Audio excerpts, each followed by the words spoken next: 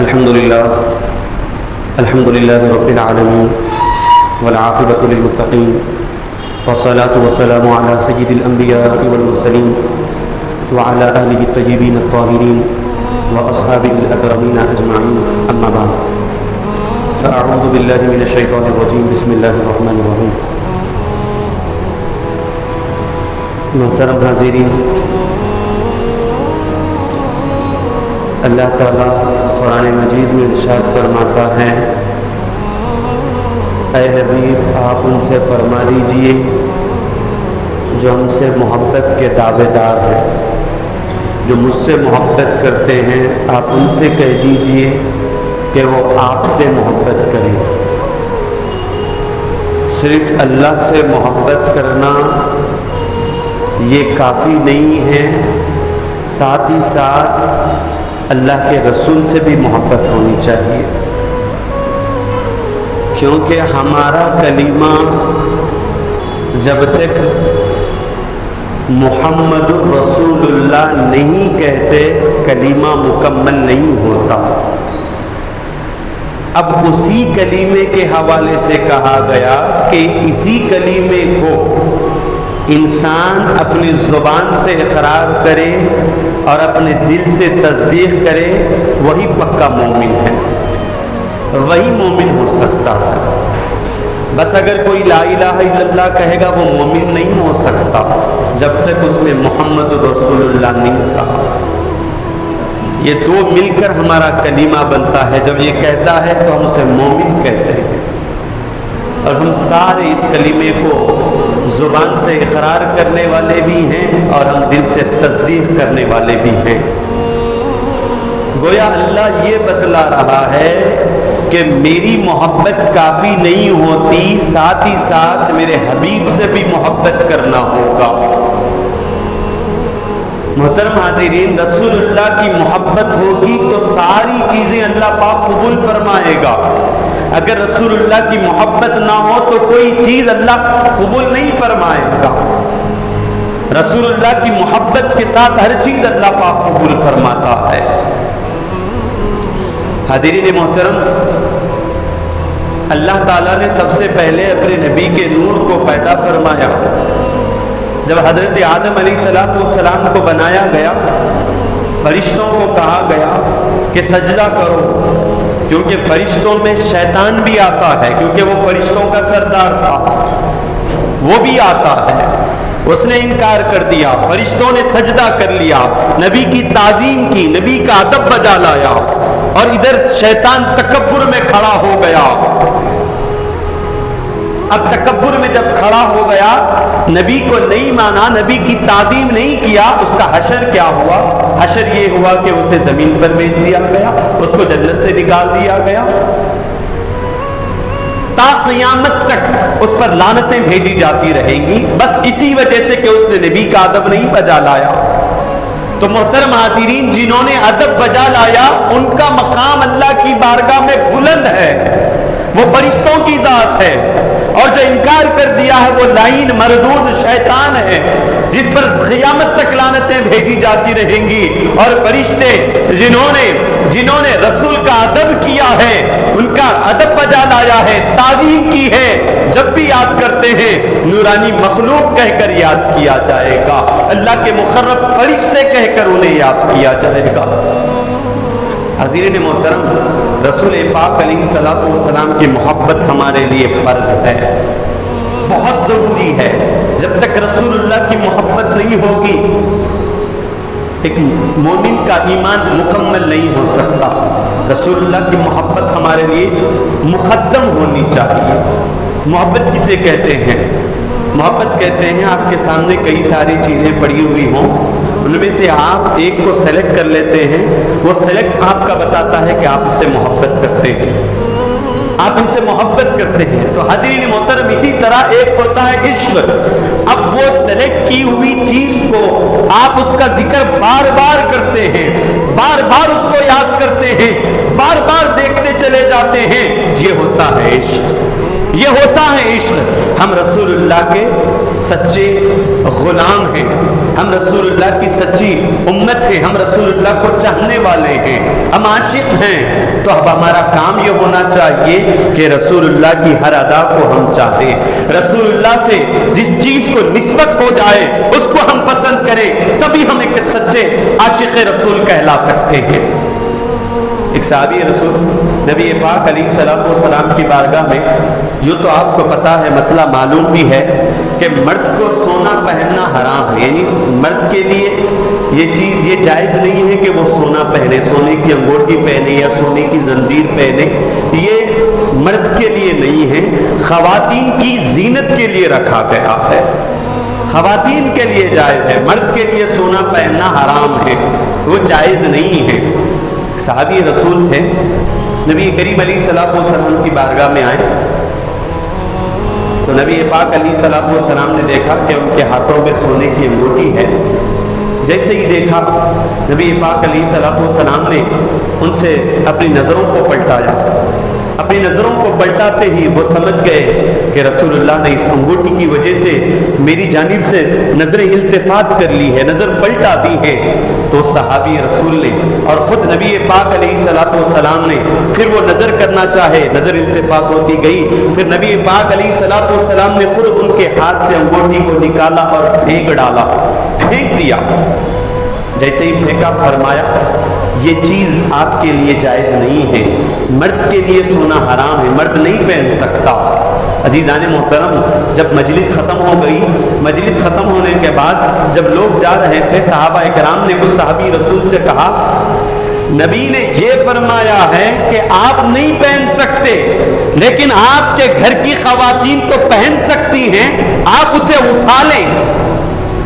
اس وقت صحابی رسول کا جواب یہ تھا کہ میں اس چیز کو کیسے اٹھاؤں جس چیز کو رسول اللہ نے پھینکا ہے، رسول اللہ نے اس کو ناپسند کیا ہے، اس کو میں کیسے پسند کرتا ہوں؟ نہ میں اب اس کو، میری خواتین کے لیے تو جائز ہے لیکن نہ میں اب اس کو پسند کرتا ہوں، نہ میں اب اس کو اٹھا کر اپنی خواتین کو دینے کے لیے پسند کرتا ہوں۔ یہ ہوتی ہے سچی محبت، یہ ہوتا ہے عشق۔ نبی پاک علیہ الصلوۃ والسلام سے محبت یہ ہوتی ہے۔ تو اب پتا چلا کہ نبی جس چیز کو پسند کرتے ہیں اسے غلام بھی پسند کرنا چاہیے، نبی جس چیز سے منع کر دیے ہیں غلام کو چاہیے کہ اس کے قریب تک نہ جائیں، یہ محبت ہوتی ہے۔ عزیزان محترم، آپ کو یاد ہوگا ہجرت کا واقعہ ہے، پورا واقعہ نہیں سنانا چاہتا کہ ہجرت کے وقت نبی پاک علیہ الصلوۃ والسلام کے ساتھ خلیفہ اول سیدنا صدیق اکبر رضی اللہ تعالیٰ عنہ موجود تھے، اور جب سفر جاری ہے، جیسے ہی معبد کے مکان پر پہنچتے ہیں، میرے آقا کریم علیہ الصلوۃ والسلام نے حضرت صدیق اکبر رضی اللہ تعالیٰ عنہ کو حکم دیا کہ ابوبکر جاؤ، اس خاتون کے پاس جاؤ، اس کے پاس جاؤ اور پوچھو کھانے کے لیے کوئی چیز ہے یا نہیں ہے۔ تو جا کر پوچھتے ہیں، معبد سے پوچھتے ہیں کھانے کے لیے تمہارے پاس کوئی چیز ہے؟ تو انہوں نے کہا ہم عرب کے لوگ ہیں، ہمارے پاس مہمان نوازی بڑی شور سے کی جاتی ہے، کوئی ہمارے پاس آتا ہے تو ہم اس کا استقبال کرتے ہیں، ہم اس کے لیے کھانے کی چیزیں مہیا کرتے ہیں، پر ہمارے پاس آج کچھ نہیں ہے، آج کچھ نہیں ہے۔ تو نبی کریم علیہ الصلوۃ والسلام نے دیکھا کہ گھر کے ایک کونے کی جانب ایک چھوٹا سا بکری کا بچہ بندھا ہوا ہے، تو اب دیکھ کر پوچھتے ہیں وہ بکری کا بچہ ہمیں دے دیں، تو وہ کہتی ہیں کہ ان کا لے کر تم کیا کرو گے، یہ تو پہلے سے ہی کمزور ہے، لاغر ہے، اسی لیے میرے شوہر نے اسے گھر پر چھوڑا ہے، باقی کے بکریوں کو لے کر وہ چرانے کے لیے گئے ہیں۔ اب جب نبی کریم علیہ الصلوۃ والسلام نے انہیں طلب کیا ہے، اس بکری کے بچے کو طلب کیا، جیسے ہی اپنے پاس طلب کرتے ہیں، نبی پاک علیہ الصلوۃ والسلام اپنا دست مبارک اس بکری پر پھیرنا تھا، اللہ نے آپ کے دست مبارک میں وہ طاقتیں عطا فرمائی ہیں، وہ کمالات عطا فرمائے ہیں۔ میرے نبی کا ہاتھ، میرے نبی کا دست مبارک ایک کمزور بکری پر پڑ رہا ہے، دودھ نہیں تھا لیکن دست مبارک لگنا تھا، اللہ نے غیب سے سے اس کے تھنوں میں دودھ پیدا فرما دیا ہے. اب وہ دودھ کو پی رہے ہیں. اب دودھ اتنا آتا ہے کہ دودھ خود بھی پی رہے ہیں. اور عزیزان محترم بتلانا یہاں پر یہ بات ہے کہ جب نبی کریم علیہ الصلوۃ والسلام دودھ نوش فرما رہے تھے, صدیق اکبر اپنی زبان سے یہ کہہ رہے تھے, میرا دل مطمئن ہوا ہے, میرا دل مطمئن ہوا ہے. یہ کیوں کہہ رہے ہیں؟ کہہ رہے پی آقا رہے ہیں, مطمئن دل ابو بکر کا ہو رہا ہے. یہ ہوتی ہے محبت. آقا پی رہے ہیں, مطمئن دل ابو بکر کا ہو رہا ہے. آپ کہتے ہیں یا رسول اللہ پی آپ رہے ہیں, میں مطمئن ہو رہا ہوں, مجھے تسلی مل رہی ہے. یہ محبت نہیں تو اور کیا ہے؟ یہ محبت نہیں تو اور کیا ہے؟ عزیزان محترم یہی چیز نہیں, صحابہ کرام نے صرف الفاظ کے ذریعے نہیں بتایا حضور سے محبت کی جانی چاہیے, اہل بیت سے محبت کی جانی چاہیے, ان کا ادب کرنا چاہیے.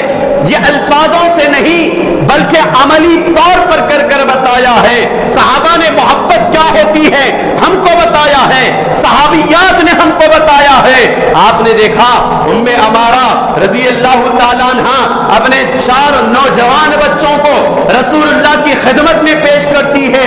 جب جنگ کے جانے کا وقت آیا تو ام عمارہ نے اپنے نوجوان بچوں کو جمع کر لایا اور حضور کی خدمت میں پیش کیا. کہا اور بچوں کو حکم دیتی ہے, اے میرے نوجوانوں سنو, تم جنگ میں جا رہے ہو, جنگ میں تیروں کی برسات ہوگی, لیکن تم میرے آقا کے ارد گرد ہی رہنا. تیر تمہیں چبھے گی, تیر تمہارے سینے پر لگے گی, لیکن میرے آقا کو کچھ نہ ہونے پائے. تم لوگ ان کی حفاظت کے لیے کھڑے ہو جانا. اپنے نوجوان بچوں کو قربان کرتے چلے جا رہے. یہ محبت نہیں تو اور کیا ہے؟ یہ محبت ہی عزیزان محترم جو ام عمارہ اپنے 4 نوجوانوں کو لا کر کھڑا کرتی ہے, یا رسول اللہ لے لے. عزیزان محترم جب وہ 4 شہید ہوئے, انہیں ایک کے بعد دیگر خبر ملتی گئی کہ تمہارے بیٹے کو شہید ہو گئے ہیں, تمہارے بیٹے کو شہید کر دیا گیا ہے. لیکن ان کی زبان پر کوئی شکوہ نہیں تھا, بلکہ یہی الفاظ تھے. جب بھی وہ خبر یہ سنتی تھی کہ تمہارے بچوں کو شہید کر دیا گیا, تمہارا فلاں بیٹا شہید ہو گیا, تو اس وقت وہ یہی کہتی ہیں کہ میرے آقا کو تو کچھ نہیں ہوا ہے, بس مجھے تسلی ہوتی ہے یہ کہو کہ میرے آقا زندہ ہے, بس یہ کہو میرے آقا سلامت ہے. مجھے تسلی ہوتی ہے, مجھے میرے بچوں کے غم سے, میرے بچوں کی جدائی میں برداشت کر لوں گی, لیکن آقا کو کچھ ہو جائے میں برداشت نہیں کر سکتی. عزیزان محترم یہ محبت ہوتی ہے, یہی محبت ہے. اور جو چیز نبی کریم علیہ الصلوۃ والسلام نے صحابہ کے درمیان میں بانٹی ہے وہ محبت ہے. محبت سے ہی عزیزان محترم نبی پاک علیہ الصلوۃ والسلام نے, حضرت انس رضی اللہ تعالیٰ عنہ فرماتے ہیں, میں 10 سال حضور کی خدمت میں رہا, لیکن نبی پاک علیہ الصلوۃ والسلام نے ان 10 سالوں میں مجھے کبھی اف تک نہیں کہا. یہ اف سے مراد کبھی غصہ آپ نے نہیں کیا. تو نبی کی عادت کریمہ تھی, جب بھی کوئی چیز کہتے نرمی سے کہتے, جب بھی کسی سے کلام کرتے نرمی سے کلام کیا کرتے. غصہ آپ نہیں فرماتے تھے, غصہ آپ نہیں فرماتے تھے. جب بھی کچھ کلام کہنا ہوتا محبت سے کیا کرتے تھے. غلطیوں کو سدھارنے کا بھی موقع آتا تو محبت سے سمجھایا کرتے تھے. عزیزان محترم آج ہم ان کے غلام ہیں, آج ہم کہتے ہیں کہ ہم عاشق رسول ہیں, ہم غلام رسول ہیں. تو آج ہمیں بھی چاہیے کہ رسول اللہ کی عادتیں اپنائیں, رسول اللہ کی عادتیں ہونی چاہیے ہمارے پاس. نبی کریم علیہ الصلوۃ والسلام غصہ نہیں فرماتے تھے, تو آج ہمارے پاس یہ ہونا چاہیے کہ ہم بھی کسی پر غصہ نہ کریں, بلکہ جب بھی کسی کو سمجھائیں محبت کے ساتھ سمجھائیں, پیار کے ساتھ سمجھائیں. تو عزیزان محترم اس طریقے سے صحابہ کرام نے ہمیں یہ عملی طور پر بتایا ہے کہ محبت یہ ہوتی ہے. محبت الفاظوں سے نہیں بلکہ عملی طور پر ہم کو صحابہ کرام نے بتایا ہے. حضرت زید رضی اللہ تعالیٰ عنہ کو کون نہیں جانتا؟ حضرت زید رضی اللہ تعالیٰ عنہ حضور کی تربیت میں رہے ہیں, حضور ان کی تربیت فرمائے ہیں. ان کے حقیقی ماں باپ کسی اور علاقے میں موجود تھے. حضرت زید حضور پاک علیہ الصلوۃ والسلام کی تربیت میں رہے ہیں. چند سالوں کے بعد ان کے حقیقی ماں باپ جب آئے ان کو لینے کے لیے, نبی کریم علیہ الصلوۃ والسلام کے پاس آ کر کہتے ہیں یا رسول اللہ اب ہم زید کو لے کر جانا چاہتے ہیں، یہ ہمارا حقیقی بیٹا ہے، ہم اس کو لے کر جانا چاہتے ہیں۔ تو نبی کریم علیہ السلام نے اس وقت یہ نہیں فرمایا کیوں لے جانا چاہتے ہو، نہیں کہا، بلکہ کہا ہاں لے جا سکتے ہو، زید سے بھی پوچھ لے کہ وہ بھی جاننا چاہتے ہیں یا نہیں جانا چاہتے۔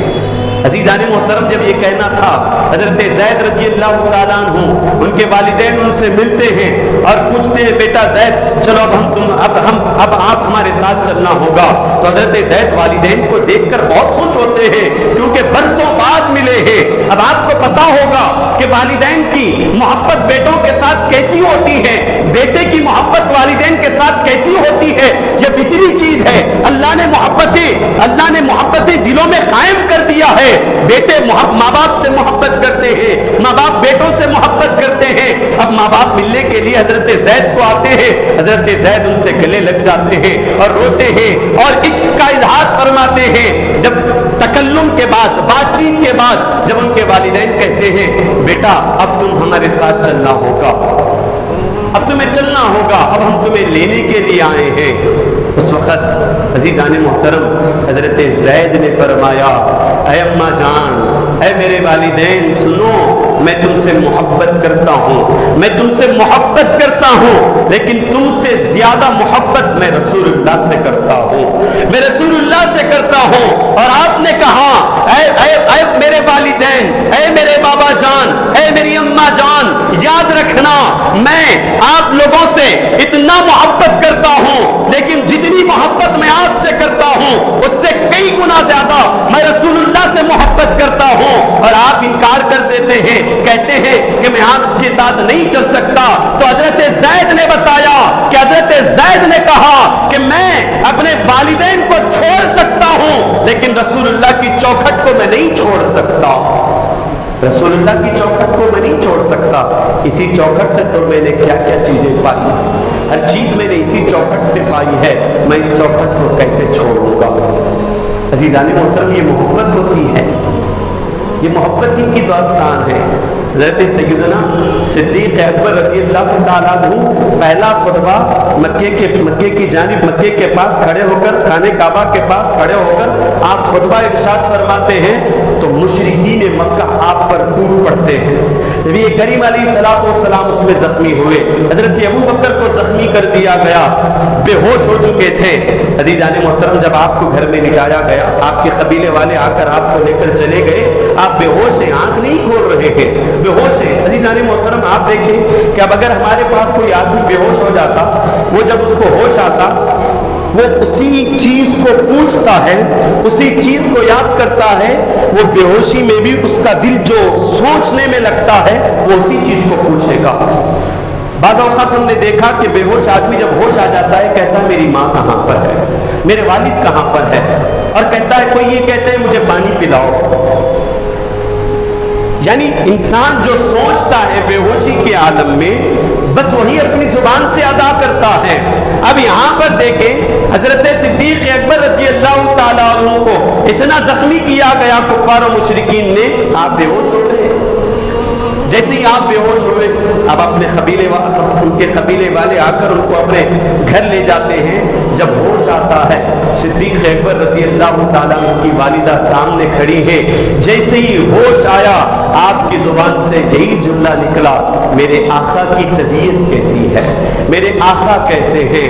اور کہا سامنے قریب کھڑے رہنے والے لوگوں نے کہا آپ کچھ کھا لیں، آپ کچھ پی لیں، آپ بہت زخمی ہو چکے ہیں، آپ کا خون بہت بہہ چکا ہے، آپ کچھ کھا لیں، آپ کچھ پی لیں۔ تو اس وقت صدیق اکبر رضی اللہ تعالیٰ وہ جواب دیتے ہیں میں اس وقت تک نہیں کھاؤں گا، اس وقت تک نہیں پیوں گا جب تک میں دیدار مصطفیٰ نہ کر لوں، جب تک میں رسول اللہ کو نہ دیکھوں اس وقت میں نہیں کھا سکتا، میں نہیں پی سکتا۔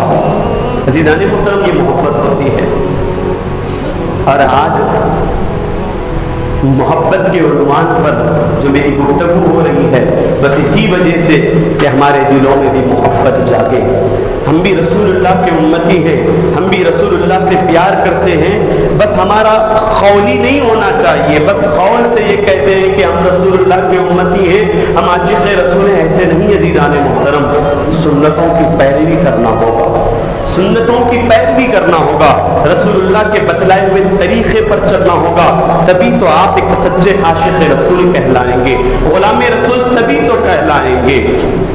اور عزیزان محترم، ابھی جلوس نکلے گا، کچھ دن بعد پھر جلوس کی تیاری ہوگی۔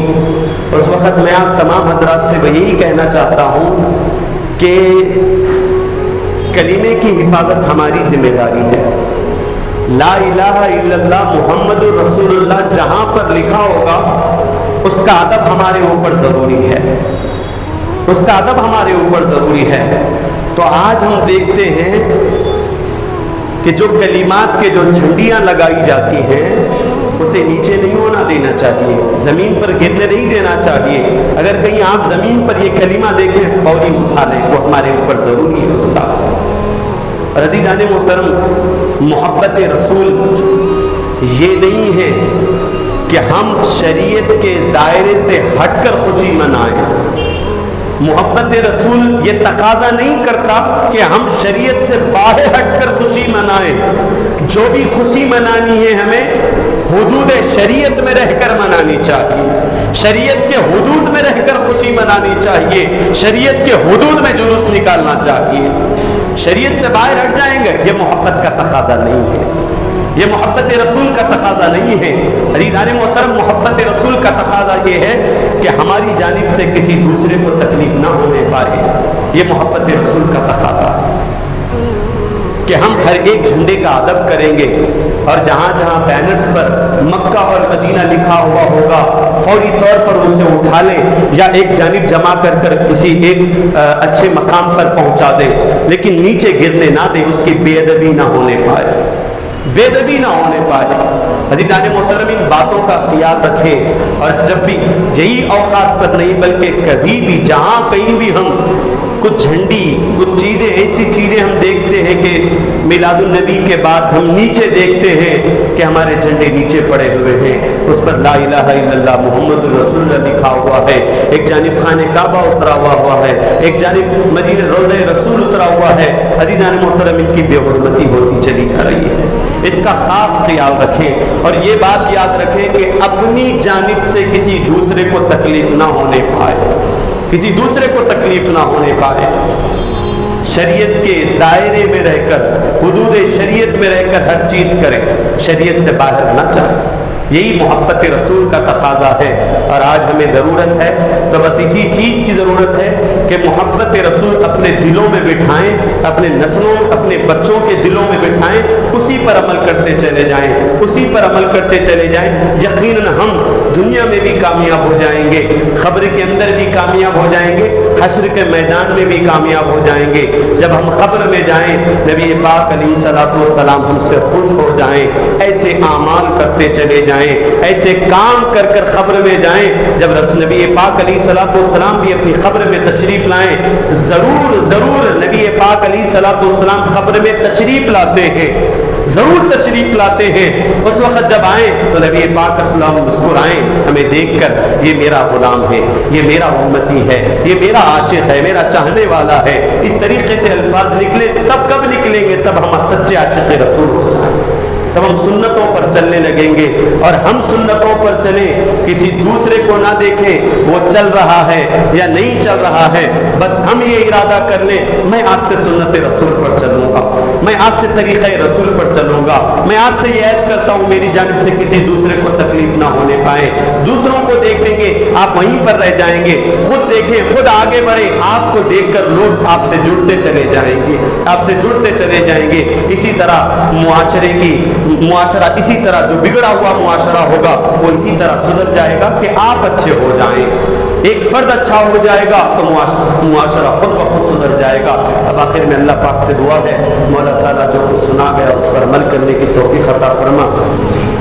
پروردگار عالم تمام کو مولا نبی پاک علیہ الصلوۃ والسلام کی سنتوں پر چلنے کی توفیق عطا فرما۔ مولا پروردگار عالم ہماری بگڑیوں کو بنا دینا، مولا ولادت مصطفیٰ صلی اللہ علیہ وسلم کے واسطے وسیلے سے مولا پروردگار یہاں پر جتنے حاضرین ہیں مولا سب کی دلی جائز مقاصد میں مولا کامیابیاں عطا فرما۔ مولا ہم تمام کی دعاؤں کو قبول فرما لینا۔ مولا وصلی اللہ تعالی وسلم علی خیر خلقہ سیدنا